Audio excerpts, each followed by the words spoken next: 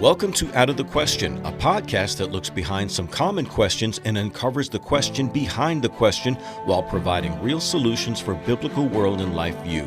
Your host is Andrea Schwartz, a teacher and mentor and founder of the Chalcedon Teacher Training Institute. Hello, this is Andrea Schwartz again, and today I'm going to ask the question, can a homeschooling mother create a successful business? Well, my guest today will answer this question. Leah McHenry is a wife and mother who continues to homeschool her 5 children. Her story is about learning how, by using proper principles of marketing, she could start and run a successful business. But I should add, not just one business, but 3, all while continuing to do the things that a wife and mother needs to do. So, Leah, thanks for joining me today. Hey, Andrea, thank you so much for having me. It's an honor to be here. You know, it was back in 2014 when I first interviewed you, and your circumstances were quite a bit different than they are now. So why don't you share that? Oh, yeah. Back in 2014, I was going through the Institutes for Biblical Law, the Institutes class, and that's how we really kind of came to know each other better. And at the time, I was just really in the throes of having babies and just the, nursing and being up in the night and all of that. And then I also had this little hobby on the side, which was my music career, just as a recording artist. And since 2012, I had really started pursuing this, mostly just because I really just felt compelled as an artist to release music. And because I was married and in the middle of having a family and my kids were so young, touring was not really an option for me. So I had to start figuring out, well, how can I get my music out there without touring? And so what happened was I realized after trying to study the music industry that they didn't really have any good answers that would apply to me.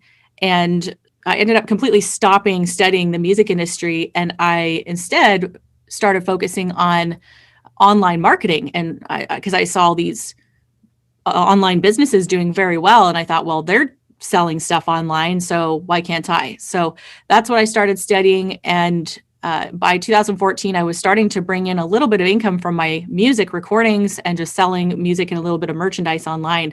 And that snowballed into creating an academy. At the very end of 2015 is when I launched it. It was called Savvy Musician Academy. And the whole focus on that academy is teaching other independent musicians how they can market their music online, without a label and maybe without touring as well, just like I had been doing.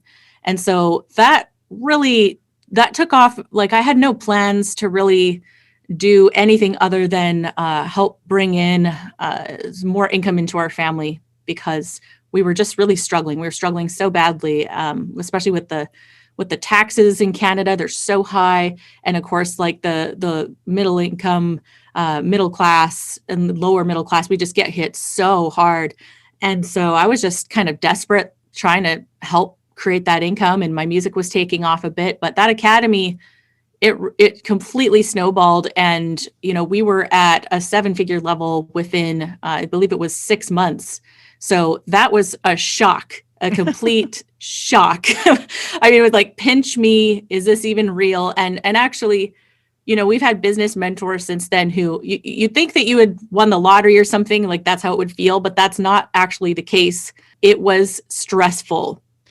No, I definitely understand that. You talk to anybody, whether it's an athlete or anybody in business, sometimes success can be way more stressful than failure. Yeah. And I think, when I talk to entrepreneurs, their number one fear is not really of failure, it's of success, which is, you don't really understand why are people afraid of success? And I think that they're afraid to lose it all. And I had that moment too, when we hit that first success. It was a very strange feeling, almost ominous. Like I could, if it came this fast, it could also go away that fast. Mm-hmm. Mm-hmm. And so it was a very strange place to be. And I was like, okay, what is God trying to teach us here?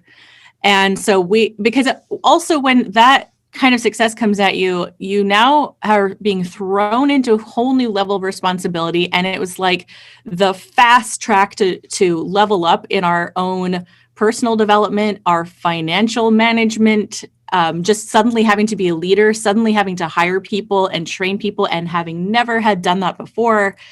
Just this whole new world. Plus, having like an information education product online, you're really throwing yourself out there, and you've got the trolls, you have the skeptics, you have all the fun stuff that comes with being on the internet. And wow, it was so overwhelming to just have that happen so fast. All right, so let's backtrack a little bit, because a lot of the people who listen, not all, but a lot, are homeschooling families. And the tendency is to think when they hear or someone hears your story that it's like, well, she just must be exceptional. I could never do that. She must be superwoman. And then, of course, you'll have the skeptics. Well, how well are her children educated? But I think, having been a homeschooling mom for as long as I actually was an active homeschool mom for 30 years. There's something about the mindset that says you're even going to take on that task that helps you pursue and research things. So it really doesn't surprise me that with some study, you figured out how to do it, because that's kind of what homeschooling is about. Oftentimes, the homeschooling parent is teaching herself as she's teaching her children. Yeah, that's a really good point. Now that you brought that up, when I think back, I think that homeschool families already have an advantage in that they have to be self-starters. They have to be self-motivated, and they're willing to learn anything that they need to learn and not have somebody have to stand there and tell them what to do, which already, like 98% of the population doesn't do anything unless they're told what to do, right, like by the government or by here's the public school system. Here's what you have to learn. Just go through the machine. Whereas, entrepreneurialism by nature is extremely independent, extremely like we're trailblazers, right? And nobody's standing there when you wake up in the day, nobody's telling me what my schedule needs to be. I have to come up with that and be a self-starter and a self-learner. And actually, so that's where I think entrepreneurialism is so strong in homeschool families, is because also, even with kids, like in our family, right now we're doing a lot more of interest-based learning, and our kids are having to learn to manage their time and manage what they're learning, and we're monitoring that and guiding that. But we never had that in public school or even in private school. Everything was kind of dictated to us. And so I think you get to adulthood and you're almost anxious. It's like this, like, what do I do with my life? I just think it's going to be a lot less the case with our kids and other homeschool families. Like they already know how to manage their life a little bit. So, absolutely. I've talked to professors in colleges, and they've said they can always tell the students that were homeschooled because they know how to learn and they don't have to be babysat as much as the others, and some who even come from private schooling education.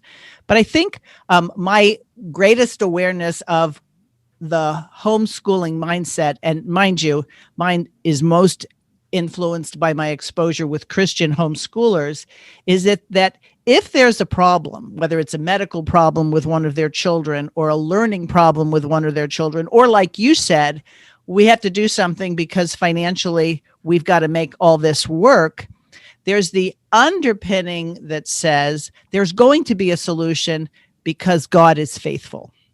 Yeah. Absolutely. And those problem-solving skills have all the makings of a very good business. So, like that's one thing we've really learned since then too, is like you said, if you've got a medical problem or any kind of problem, like I think one thing that an advantage we have as homeschool families is we know how to research. We can research anything and find answers pretty easily. And then we know how to take action based off of that research. I think most of the population has no clue how to even look up anything outside of just the first 5 listings in Google. Right. And oftentimes, the more research you do, the more you get contrary opinions and perspectives. And a lot of people will say, well, I get so frustrated when I research because I get all these different opinions. Well, that's great because then as you piece all the things together, you actually get to formulate your own opinion. Yes, exactly. And in today's political climate and everything, it's really important that we're doing all that research because, as you know, you type something into Google and they've got very filtered answers for you. Yes. So teaching kids about that and going deeper and, hey, we need to do our own fact checking, right? Not the Google fact checking or Facebook fact check. We need to do our own by going deeper, go to other sources and all of that. So I think we definitely have that advantage. So let's get back to your journey. So first it was the music that, and I know that you do everything with your music. You may get some other people to help or guide you in it, but you mix the music, you write the lyrics, you do all the necessary editing. How does somebody who's got not one, but 5 kids who you're responsible for and a husband, how do you figure out how to partition your time? I'm still trying to figure that one out.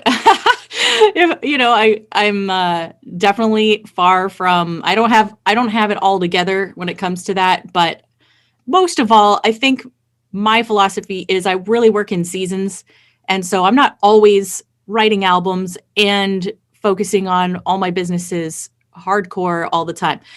What I do is I have seasons of writing, seasons of album launching, and then I take a break from that. So in 2020, I took a complete break from my music career. I didn't even send my fans emails. I told them why and that I was going to be putting my focus on a different brand, a new brand that I built, which is a candle business of all things. It's kind of a sister brand to my music, all fantasy-based candles. So I really am intentional about what I'm working on. And then also there's real freedom in building a team. And so my candle business is now at the point where we scaled from, making candles in my kitchen, my kids helping, to 15 employees. And we were hiring during the pandemic. Everybody else was shutting down and letting people go. We were hiring.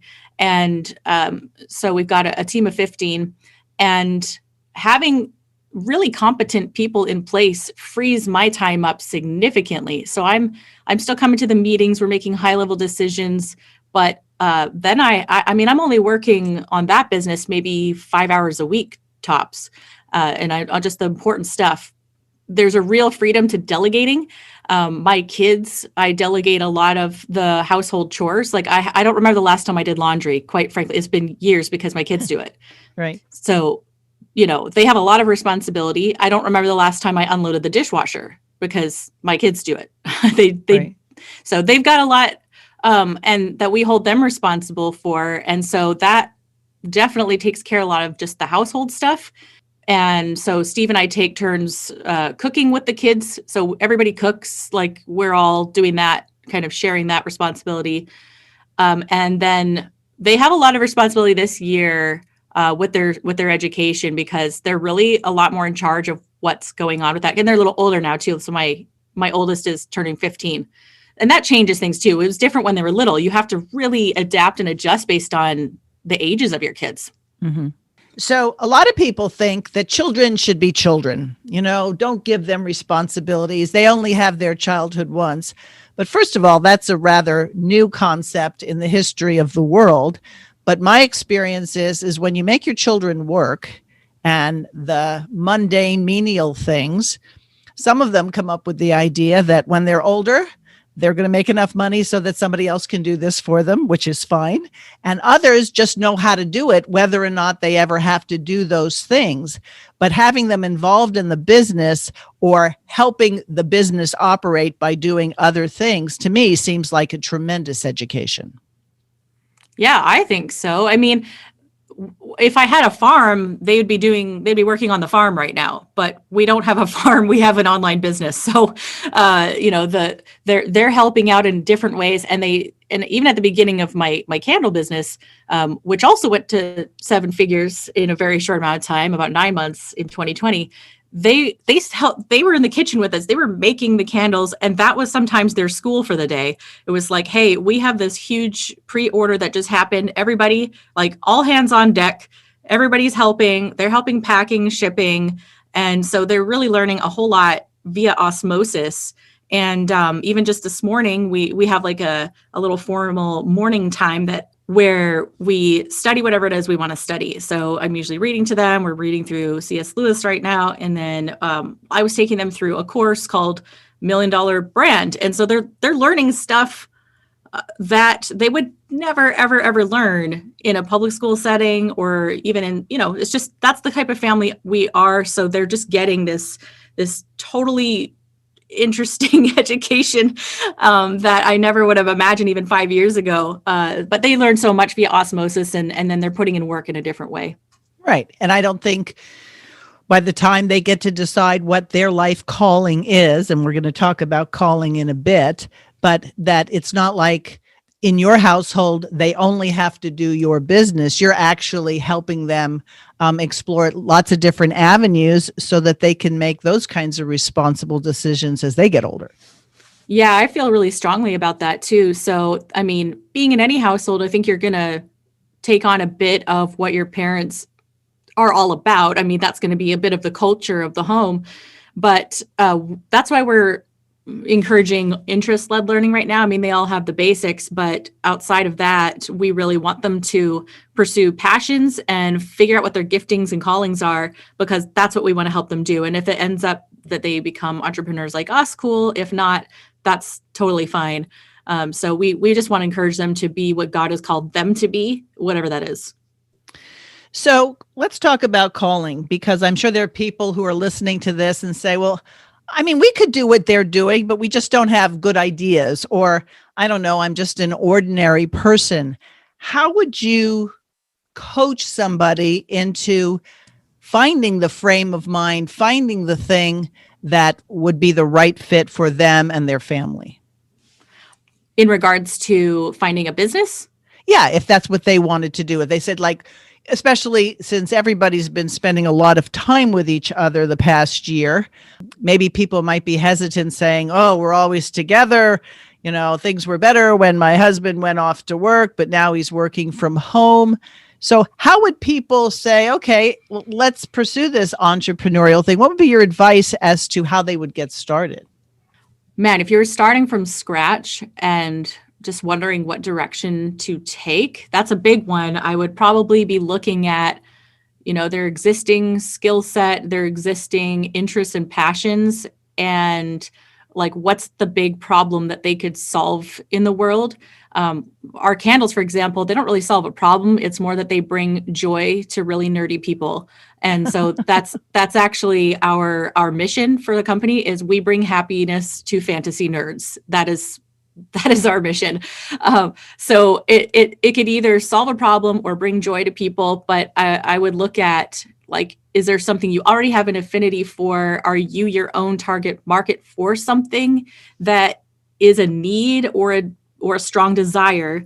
And then I would start taking a look at that audience. And so something I've learned over the years is, you don't launch products, you launch to audiences. And because if you have a specific audience that is really passionate about something or really trying to solve a specific problem, that will dictate what the product is, and even the series of products or the product line. So it's really going to come down to which audience, which person can you really help? And so that should help get them brainstorming. All right. If you wouldn't mind, give an example of the wrong way to do it, focusing on a product as opposed to an audience. Okay, so let's say I just decide to start making soap at home, and I'm just going to make what makes me happy. I'm going to make what makes me happy and then put it on Etsy and hope that it sells. That would be the wrong way to do it. That's the way 95% of people do it. So instead, you should spend a good amount of time researching who is fanatical about X, Y, and Z topic. Like, the more fanatical and passionate the audience is, the easier it is for you. So you want to research that audience. So there's a fair amount of research involved. And I definitely have some specific methods that I teach about. So I spend time a lot in the researching and just even hacking, like in Facebook groups and stuff. What do people create Facebook groups around? Is it solving, Lyme's disease, or is it, I've been in mold toxicity groups lately. Everybody's looking for supplements and to help them detox their body from molds, because this is a new discovery how our houses are all filled with mold. And or even, somebody did solve this one problem or an offshoot of that. Dave Asprey, the bulletproof guy, he created bulletproof coffee beans that are mold free. Well, nobody knew that they were even drinking moldy coffee. They didn't know that beans could grow mold on them. And that's actually a really common thing. And here he came educating people about how you can be putting extra molds in your body by drinking moldy coffee. So he came out with this product, and, he's got a whole line of things, but that's $100+ million brand now, by solving that one problem. Like, nobody knew that there was mold in coffee, and he brought out that product, educated them, and solved that problem. Kaboom. So that's just a simple example of a passionate audience. So his audience would be, people who are either trying to solve that problem, or they would be considered, biohackers. They're trying to, help their bodies perform at optimal levels. I see. So, for example, I could almost hear people saying, well, do I have to build a multi-million-dollar business? Do I have to think that that's what my goal is? Or would it be okay to satisfy a desire I have to fill a need and see where God takes it? Because I'm guessing not every idea that you've had always turns into gold. Yeah, I would say that, and that's happened to me before, right? It's happened where, like with Savvy Musician Academy, I never intended for it to be a multi-million-dollar business. I just wanted to help my family. That was as big as my aspirations were. With Mythology candles, that was a whole other thing. I definitely intended for that one to go big, but I would say, sure, you can do that.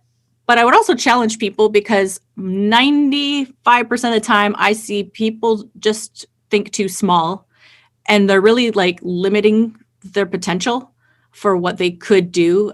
So I definitely, and I think that comes from some beliefs about money, some beliefs about success, some beliefs about what would please God or not. And so I definitely challenge them on thinking too small. But I mean, if you just want to get going and test the waters, I just call that an experiment, right? Like, let's do an experiment and engage that experiment and see what the reaction is. I'm a huge fan of that. And then if there's potential, start setting some goals. And so I just take it from there. So there's the music business, there's the candle business, there's the teaching coaching business. Have I left anything out? Those are the main ones. I am starting just like more of a general social media for myself, just teaching business in general. So people can find me on Instagram. It's real Leah McHenry, where I'm just talking more about building a product-based business. So I'm always trying to just reach a specific audience that I can help. So it's not officially like a thing yet, though. Right. Okay. How many of your customers, clients, have you ever seen face to face, or is it mostly an online relationship? In the academy, the Musician Academy, that's 100% virtual. And our Mythology candles business, we manufacture in person, but all of our customers are online as well. We're selling everything online. There's no in-person, there's no storefronts, there's no nothing. And do you constantly reevaluate if you have targeted your audience correctly?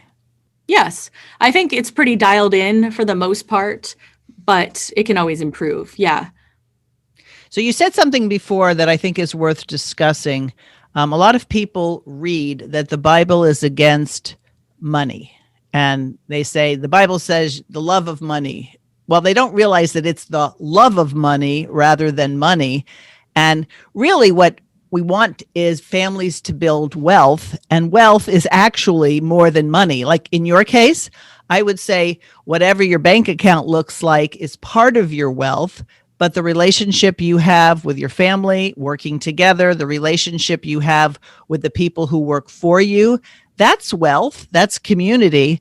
And I think people, as you said, narrow it down to it's always just about dollars and cents. Oh, yeah, absolutely. Because, well, the thing about revenue and just basing it on that. Well, first of all, the government takes half of it. So there goes that. So you definitely don't want to define wealth by what's in your bank account alone. That's very depressing. So even with success. So outside of that, I mean, we're thinking about how can we leave an inheritance to our kids? This is a very difficult era of time that we live in where we're taxed on everything at every single point. On everything you do, you're taxed on this, even inheritances, and it's evil. So we're trying to think like we have a major disadvantage in many ways compared to our grandparents and in previous generations where you actually got to keep what you earned for the most part. So that makes it more difficult. We have to go more extreme to bigger lengths to ensure that we can actually leave that inheritance to our kids. So that's going to come down to like really good money management, which we're still learning, in other investments and relationships. Obviously, like the things we're teaching our kids now, that's going to affect generations to come because they'll have been raised in a certain kind of home with a certain kind of culture, and they're going to raise their kids a certain way. We understand the generational impact of this, what we're doing, as opposed to the rest of the world. They only think about themselves, and when they die, that's it. Everything's gone. We understand there's a much bigger impact worldwide, what we're doing through our customers, through all the hires and the staff that we have, the impact we're making on their lives, and then our kids being raised in this. So wealth is definitely much bigger than what, your cash flow that's happening every month. Right. So I spent a lot of time going through your websites, reading your blogs, because I think you get to know a lot about a person by the front face that they have. What biblical principles govern you in terms of, in the face of like these obstacles, like you work really hard, you do really well, and then half of it goes to not someone or an entity that's helped you. Actually, they're part of the obstacles you have to jump over. How much do you think now that you see in a much more, let's say, clear way what happens with business, does anything in your being a Christian and having a biblical worldview give you the impetus to say, we've got to correct this and maybe put some of your efforts there since you so clearly see the problem? Are you referring to like politically, like with the taxes and that kind of thing? Uh-huh. Yeah. I mean, we want to make an impact. And even just with like all the election stuff going on, both in Canada and there's just corruption in every facet of our society right now. I feel very strongly the Lord just saying, you just build. I'll take care of the bad guys. You build, you focus on hiring, you focus on relationships, you focus on making the best products that you can possibly make and making the biggest impact you can make. I will take care of these bad guys. So that's one thing that I feel strongly about. So I can sleep like a baby at night, no matter who is elected or who is president. It doesn't matter. Right. My commission is the same. So that's a bonus for us. The rest of the world, some people are crying right now. They're literally depressed, suicidal. But Christians, we have a hope. We know what the future is. So get to work. Basically, that's how my theology informs my daily actions. Right. And the interesting part about that, and I think I could say the same thing, it's so easy for people to think because you're prominent and you're out there that you have no problems, and that there aren't times where you see doubt coming into your perspective and you realize you've been walking by sight rather than by faith. But what really, I think, has us kindred in our views is that we're about building. We're not going to change national politics from our home, but what we can be doing, and what you're doing, and which I know lots of homeschooling Christian families are doing, is like building an alternate business structure. Hopefully someday we'll have an alternate healthcare structure so that you don't have interference between you and your medical person, but the government is saying you have to do this or that. So I think the idea of building is huge, and that's really what Christian Reconstruction is all about. Yeah, I couldn't agree more.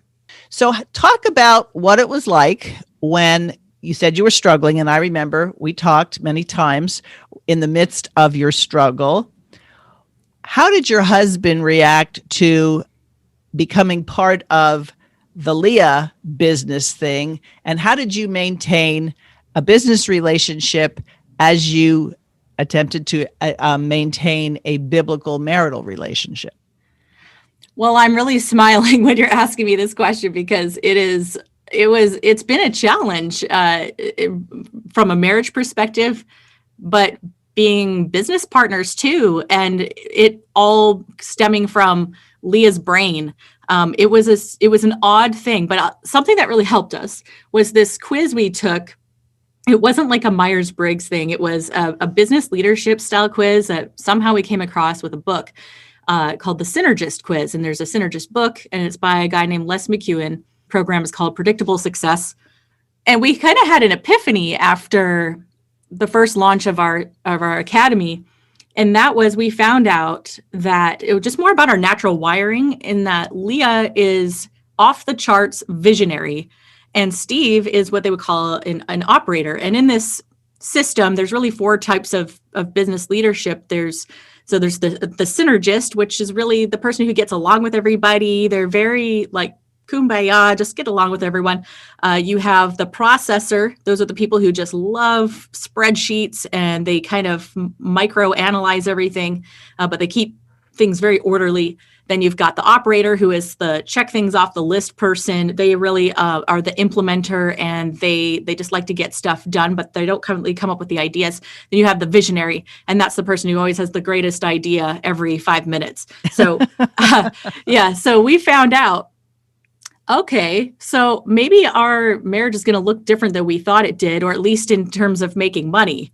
And that is that Leah's really good at making money, and Steve's really good at maybe managing it and maybe growing it, and also implementing Leah's ideas. So we ended up, it was a weird paradigm shift, because I had always thought, oh, well, if the man is going to lead, then it has to be his idea. And I just, the Lord just humbled us and said, that's not always how it works. It could be different for every couple. And so we have just, God just blew through all of our preconceived ideas that way. And we still have we have a traditional relationship, but we just really both had to grow a lot in maturity in order to see the potential for our marriage. And after that quiz, we started getting along a lot better, funny enough. Well, good. I'll try to find a link to that. And then when I post this, I'll include that as well. Yeah, it is such a light bulb moment for people. Even though it's a business leadership quiz, it is very helpful to just understand your spouse in that way. It'll make things, it makes so much sense. Well, when you think about what economics really is, economics is the managing of the household. Unfortunately, people thought home economics meant learn how to sew, learn how to cook, which of course, both things are very important, but it's also how to manage. And I really like what you said in terms of if somebody is an idea person and their spouse, and if it's a husband, isn't an idea person, rather than either saying, well, I can't express my ideas because God put him as the head. God did put him as the head. Organizationally, in a marriage, the husband is the head. But as Rushduni used to say, the husband's the king to the prime minister. In other words, they really are a team. It's not like, well, if somebody, has the position higher up, structurally speaking, that somehow or other it doesn't work. We know that the Trinity has 3 persons in one God, and they don't fight and argue with each other. So we could do the same. Yeah, exactly. And if you think, most presidents, most kings, they have advisors around them, and a lot of them never make a decision without consulting their advisors. And it's just people get so hung up with the leadership thing. But really, God's design is the best. And sometimes we put man-made ideas into God's structure, and those never really work out very well. So that is so true. That's where, yeah. I was just going to say, and I've said this a lot, people who sit through my classes have heard this a lot. The word patriarchy has been hijacked and caricatured to the point that if you say it, it almost means that you're for women being dragged across the floor with their hair and, told not to do this and not to do that. Again, I'll quote Rushdoony. He points out that a patriarch is the one who's responsible for the family, the past, the present, and the future. And the patriarch is much more of a servant leader than he is, some sort of dictator. And when the people of God allow the enemies of God to formulate the meanings of these words, they do a disservice to themselves and to the scripture. We are a people of order, but we're also a people of gifts. And I always like to tell people the two become one flesh, but they're not now one person. They still remain two people.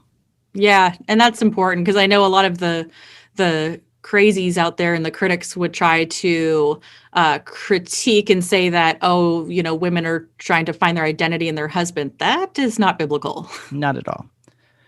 Nor is a woman trying to find her identity in her gender. We find our identity in Jesus Christ. That's right. Amen. Yes. Okay. Now, and I don't necessarily want you to go into detail, but I know that there have been many times in your Christian walk that you've had to deal with family members who did not appreciate your stance on things. And we'll just leave it at that. When you became successful by the world's standards, did they change their attitude towards you, or did you find that maybe they started respecting your point of view more? No, they didn't. So I don't know. I mean, I have always tried to be me, but I guess sometimes I don't know. I don't know what to say about that other than I think that pride comes before a fall. And so we better all stay humble. Let's say there's somebody who would like to talk with you, like to spend some time picking your brain. Obviously, the worker is worthy of her hire. What's your setup if people do want to utilize you as a coach or a mentor? Well, I've got a new Instagram account. They can find me.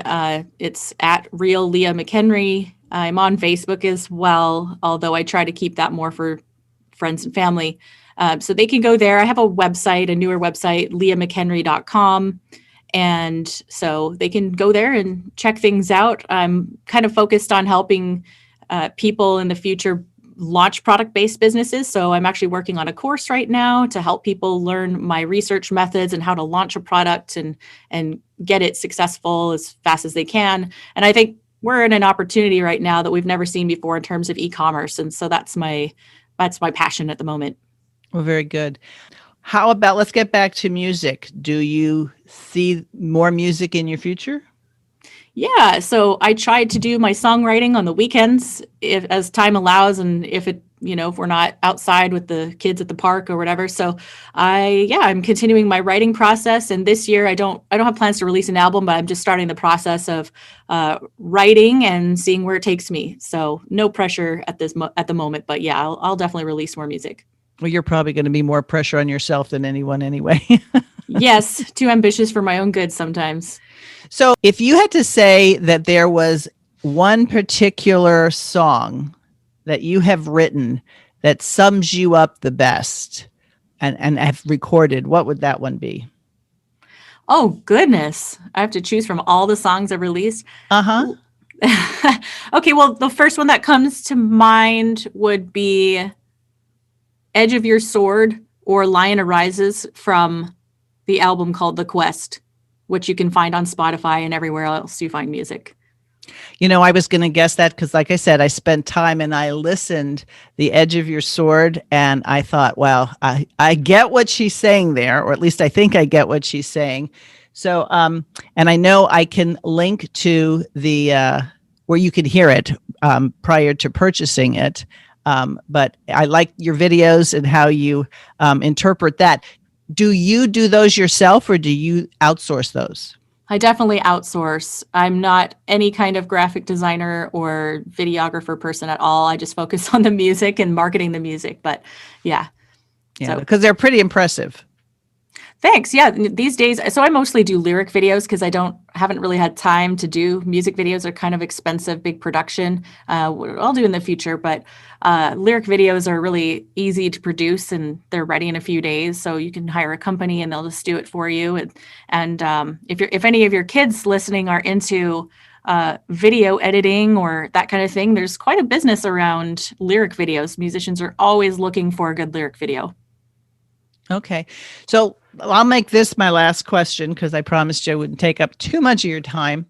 As you progress in your business and you see that there are areas that you should know more about, but you don't necessarily have time to do, like you said, video editing, do you then encourage your children to pick an area, or even your husband to pick an area to learn about so that they can be part of what you need? And then instead of outsourcing a particular thing, another family member can do it. Yeah, that's starting to happen with my son, who's turning 15. He is definitely getting into the video editing world. He's got his own little YouTube channel where he records Minecraft animations. He does animating. Mm-hmm. So we're starting to utilize him for certain things of our business, editing and so forth. But we're not pressuring him to like suddenly level up to a certain skill level we need. So we utilize our kids if we can, and if not, then we will outsource. And so it's like a low pressure situation. And are all your employees local to you, or are some of them in different parts of the world? Yeah, we have, depending on the business. So our virtual academy, the Savvy Musician Academy, that's 100% virtual, and they're all over the States. We've had people around the world, depending on where they are. And then Mythology Candles, all of our candle crew is local. So we're actually hand pouring, manufacturing locally in Linden, Washington. And then some of us are virtual. So we've got about 5 of us are on the virtual side of things. So we have a content writer in the UK. We have, our ads guy is in Vancouver over here. So yeah, we're spread out. Okay. Well, you're helping the economy. You're helping people have work, and knowing you, they get a good dose of what you believe. And so along the way, hopefully they're also growing. Yes. Sometimes I'll give a little spiel. And by the way, we hire based on skill and qualification. They don't have to agree. We don't have to match our beliefs about things with everything. Uh-huh. But I do, sneak certain things in there. I know, especially in the Washington area, a lot of our employees they're coming from this extreme liberal city, very, very liberal. And so they bring with them those views. And a lot of them probably have preconceived ideas about even just profit, that profit is bad and big corporations are bad and everything, So I've given spiels before in our meetings about why profit is a good thing and why a business needs profit. And when we're more profitable, that creates more opportunity for you. And so I try to present it in a way where they understand that there's actually a win-win.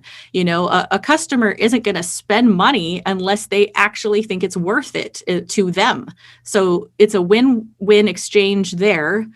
They're exchanging their money for our product because they agreed that it was worth that.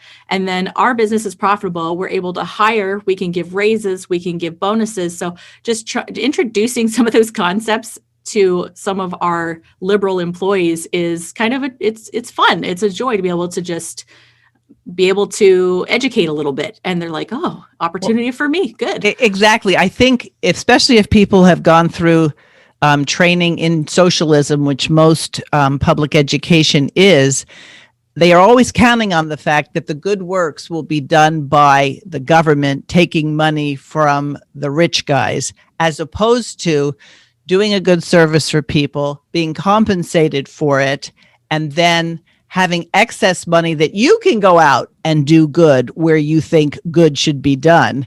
I think a lot of people transfer presuppositions once they see how it actually works. And since too many people spend too much time in higher education, they've never gotten the opportunity to even see it. So they believe what they've been told, that the government will take care of everybody.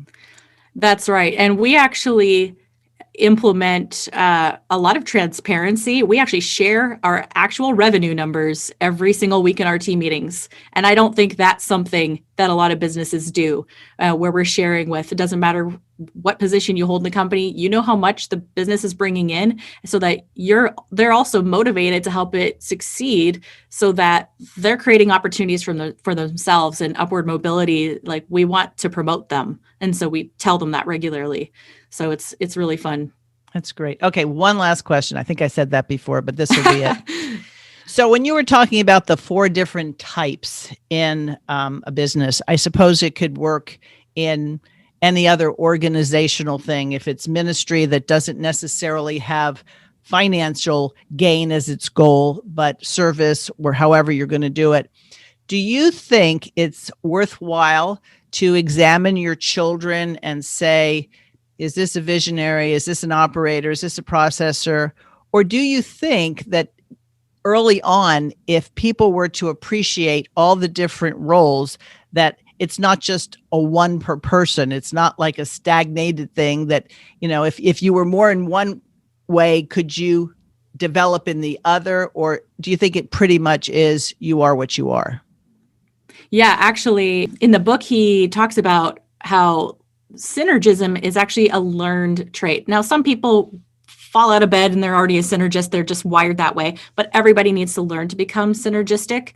And so and that's the way you prevent from killing each other in any, in a marriage, in a business setting, in a ministry setting, because these different roles, you have a natural wiring. And of course, everybody's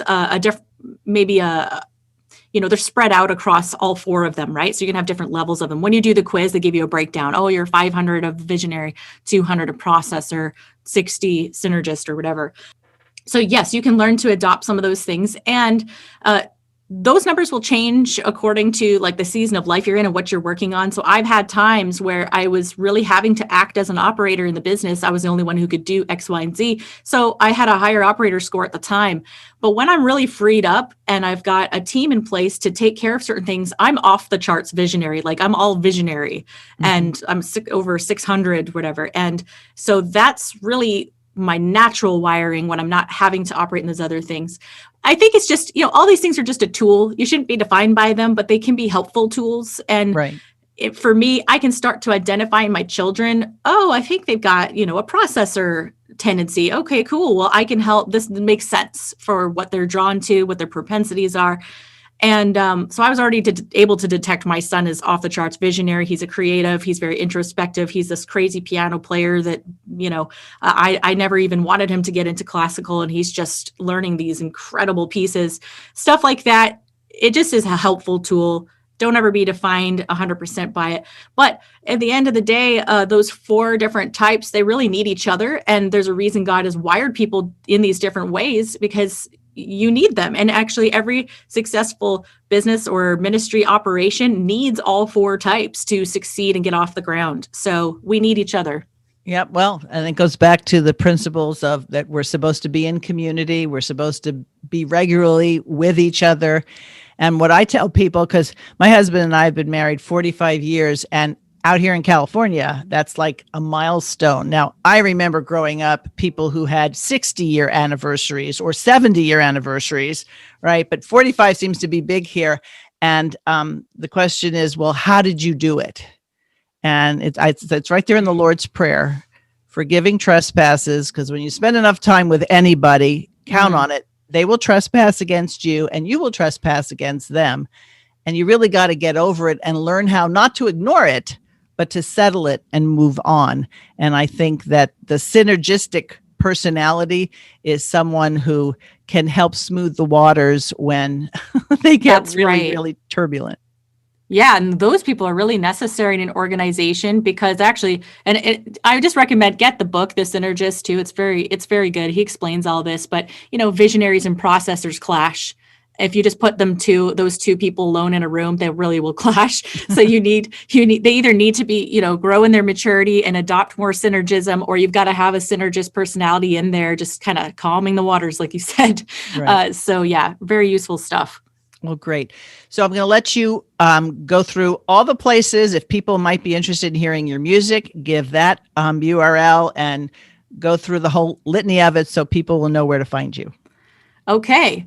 Here we go. So if you want to find my music, it's considered Celtic metal. So if you think of like Lord of the Rings and Enya and Metallica or Evanescence kind of in a blender, that's what you get. So that's you can go to leahmusic.net. That's my music website. SavvyMusicianAcademy.com is our academy where we have self-paced courses for independent musicians on teaching them how to market their music online without a label. And then mythologycandles.com, that's my sister brand, that's the candles. And leahmchenry.com is more for the business coaching stuff. Okay. After our interview was complete, I asked Leah if I might share the song Edge of the Sword, and she gave me an okay to include it here.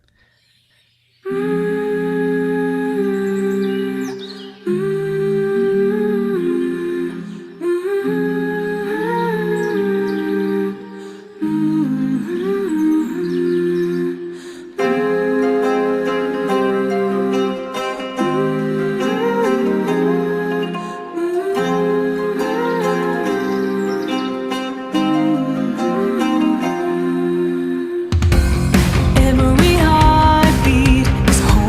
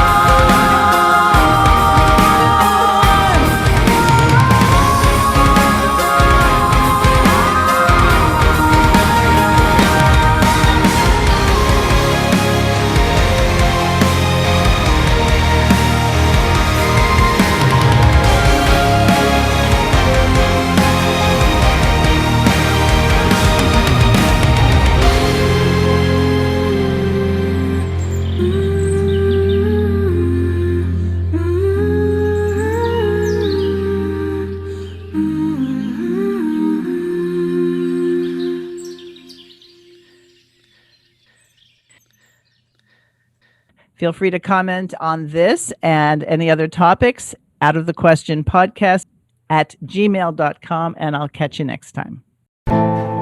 Thanks for listening to Out of the Question. For more information on this and other topics, please visit chalcedon.edu.